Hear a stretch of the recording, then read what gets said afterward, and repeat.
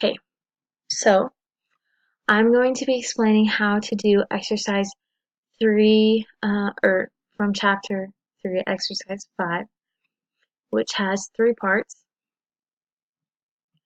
The first part A is doing an income statement. So it's going to be really similar to what we've done in the past with the last chapter. The main difference is that we'll be using this tabular analysis of transactions to find um, everything we need instead of using just the list format where they gave us like the cash, the accounts receivable, the liabilities, things like that, and they would just input. So to do an income statement, like we know, it covers the whole period. So you'll say for the end of however long the period was. In this case, for my problem, it's a month, and it ended August 31st, 2017. And then the next thing on the income statement is the revenues. So to find that, we can come up to this handy chart, and we can see under this revenues column, that will be the amount of revenues. So there could be more than one thing. If there is, just total it. I guess I should explain kind of what this chart is, which you probably could figure out, and it's in the reading too. But it's based off of the basic accounting equation. So like you can see, it's assets equals liabilities plus stockholders' equity. And then they just go ahead to break that down further so that we can get all the necessary information from it to do our um, income statement, retained earnings statement, and balance sheet. So as you can see, assets breaks down to cash, accounts receivable, supplies, and equipment.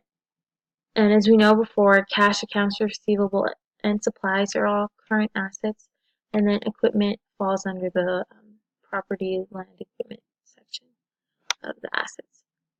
We can also see that in this case, the only liability listed is accounts payable. They can have any types of liabilities. They'll have like notes payable, accounts payable, um, things like that. Yeah, it doesn't have to just be the one. But in this case, there's only accounts payable under liabilities. And then the next thing that's broken down is stockholders' equity, which is broken down to common stock and retained earnings. Retained earnings is then broken down even more to how to find it, which is revenues minus expenses minus dividends. Yep. Okay, so just I'll get into the income statement.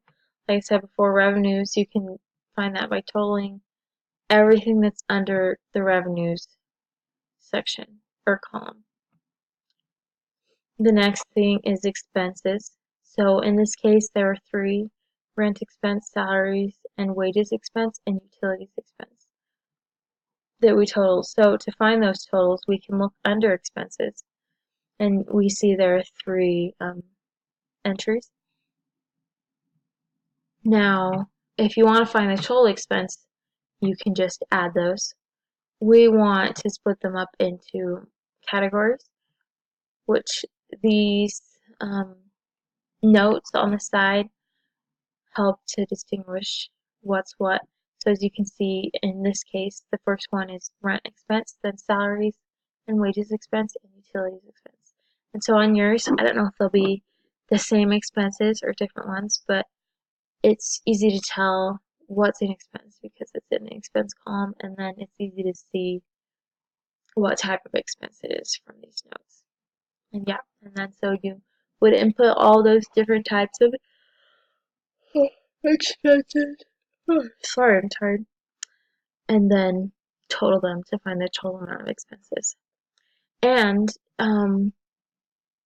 say there were 2 rent expenses listed, you would total those to find the entry that you'd put with rent expense.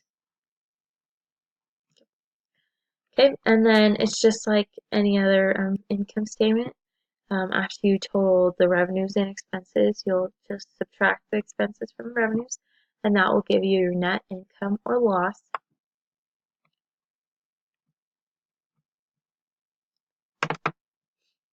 Yep.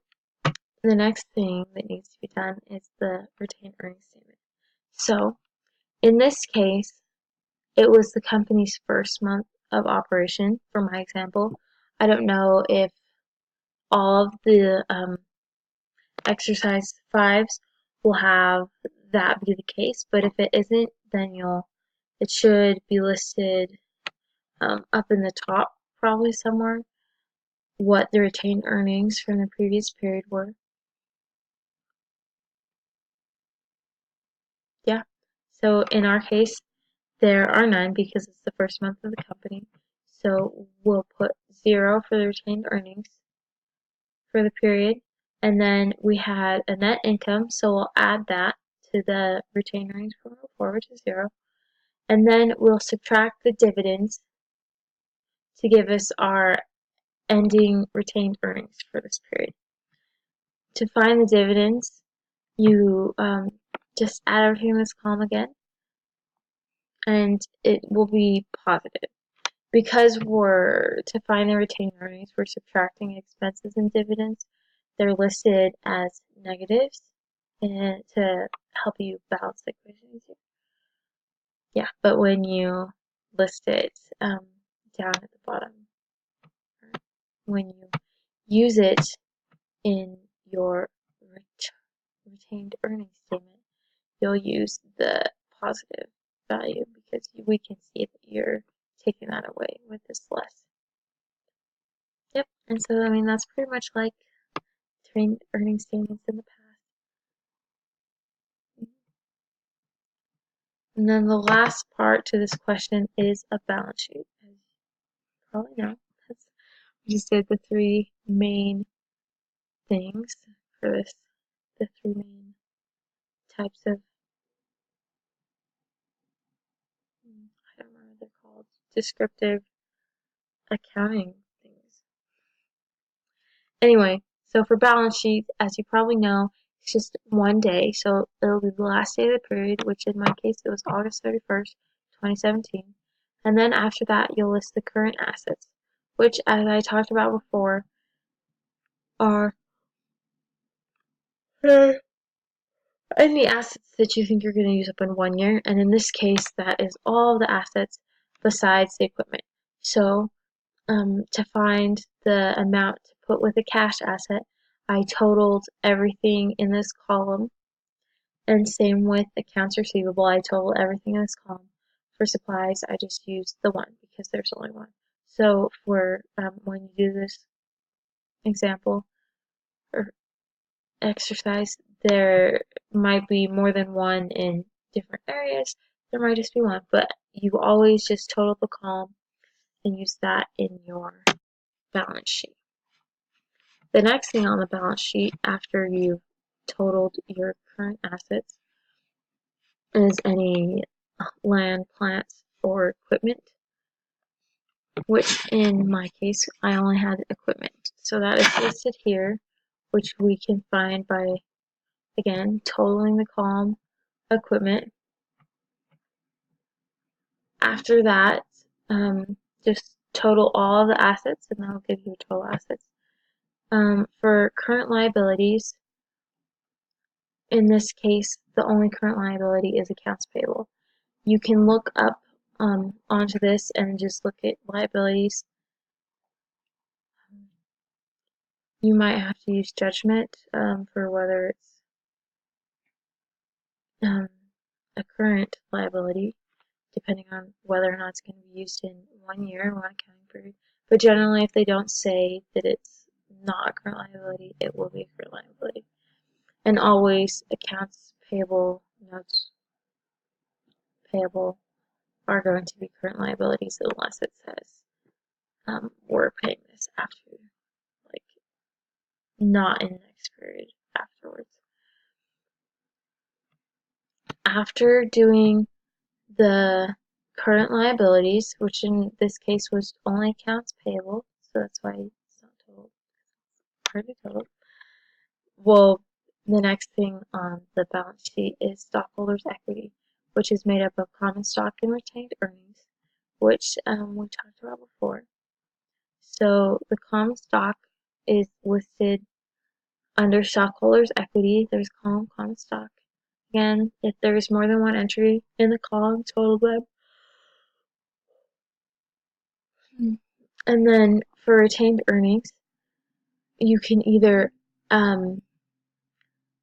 use the retained earnings from the retained earnings statement, which is the easiest if you're doing all three, or if, say, you're just doing a balance sheet, you can use this like handy equation. We can see retained earnings here, and then it's broken down into revenues, expenses, and dividends. You can just total everything under retained earnings to give you the retained earnings amount, which is okay.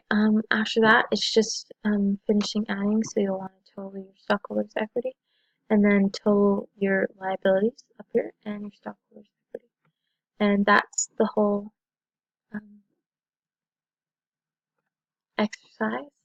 I found it was pretty much similar to what we did last week.